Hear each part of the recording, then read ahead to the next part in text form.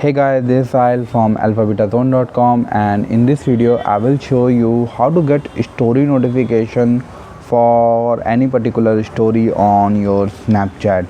So if you want to get story notification for any video, first you need to open that particular story, and now after this you need to click on that particular page title, and here you will see a lots of option will be shown, but you need to toggle on the story notification option which is below subscribe button.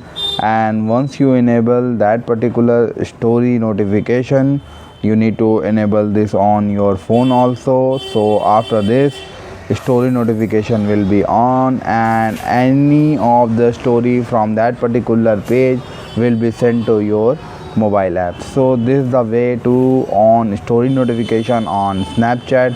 I hope this guide was helpful. If you like this video, please subscribe to our channel.